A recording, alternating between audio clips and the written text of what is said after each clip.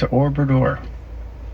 And recently on Information Morning, we've been spending some time on the north side exploring the challenges faced by vulnerable people, including the issues of housing insecurity, food insecurity, and poverty. We've been talking with people who've been dealing with these struggles. You can find most of the interviews that we have done posted online. They're also available through our CBC Cape Breton Facebook page, our new CBC Cape Breton Facebook page. We've had conversations with parents who are struggling with poverty, who have struggled with addictions. We've talked to young people. We've talked to people who are suffering from housing insecurity, from relationship instability. We've also talked with some of the people trying to deliver the services to assist these people. And today on the program, we're going to look at addictions and talk to a couple of people whose lives have been uprooted and overturned due to addictions, both theirs and those of family members. Starting us off in this half hour, this is BJ Holland. He's a recovering addict, and I met up with him at the 511 Youth Center in North Sydney. Good day, BJ. How you doing? So listen, in order to know about what's going on in your current situation, what should we know about your past situation? Well, I was born and raised in North Sydney. I got involved in drugs when I was really young. At probably around 12, I had my first puff of hash. 14, I was into cocaine. 15, I was selling cocaine. I was into nerve pills, in and out of young offender jail. And then as I hit 21, 22, I decided to move away to Brampton, Ontario, to Toronto. And everything got worse. I started selling coke. I got really bad into the Oxycontins. I was taking 8 to 10 Oxy 80s a day. Sometimes I'd have 1,000 milligrams of Oxycontin in me. And then, stuff really started to go downhill. And my addiction was just taking over my life. And I knew I had to change because it was getting very dangerous. Like, I knew I was going to die.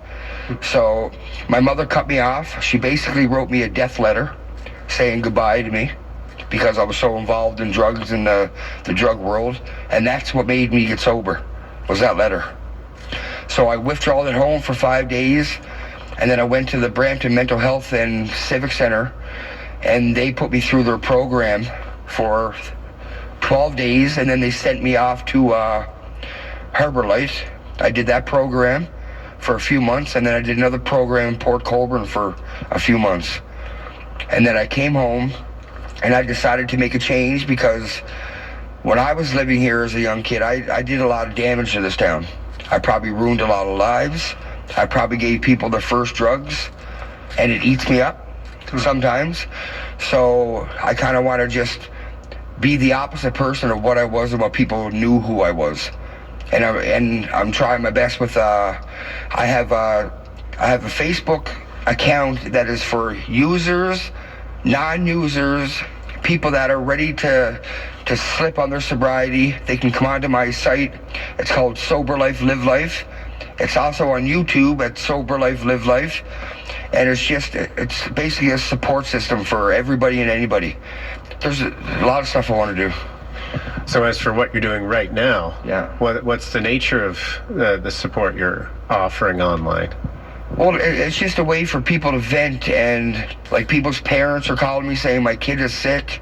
Like everybody is onto this now, and I'm trying to make sober be the new cool thing. And like people have to know that the average life of a drug addict is 35 to 45 years old.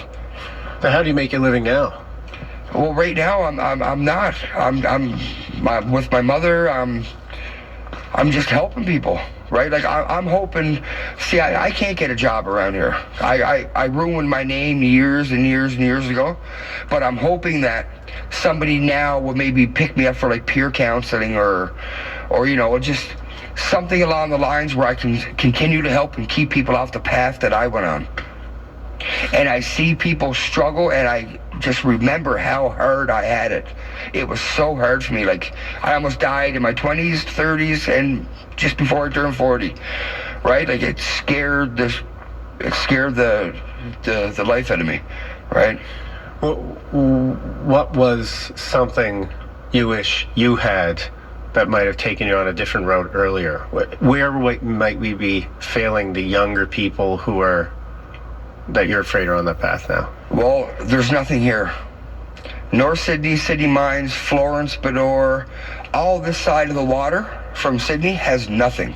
There's no, like, for kids, okay, it's starting to come around, but when I was a kid, there was nothing. All we had were the streets. That's all we had. What do you wish you had had at that time that would have taken you off that path? Well, you know what? I'm the kind of guy that has no regrets. I am who I am because of how I've lived, and I can't change time. I wish I could have, but I can't. But I know now I have to do something better for my life, and I've chose to help other people, right? Because I never had the help. If I had had the help, I wouldn't be where I am today, right? What did your mother say to you in that letter that... Just how I ruined the family, which I did. I take all the responsibility for my actions. Nobody put me where I was. I put myself there. And the letter was like, you know, I love you. I never raised you to be a drug addict or a drug dealer. You know, you're hurting us. You know, you're not who you used to be. Your life is falling apart. You got divorced. You lost your kids. You lost your job. I lost everything.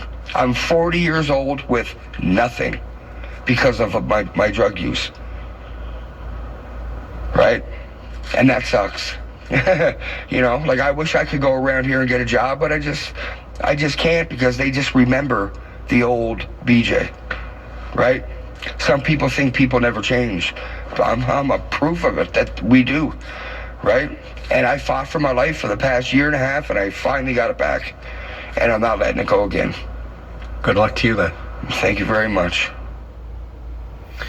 That's BJ Holland, a recovering addict who lives in North Sydney, and he maintains a Facebook page and a YouTube channel that he calls SOBERLIFE, LIVELIFE. We spoke with him at the 511 Youth Center in North Sydney.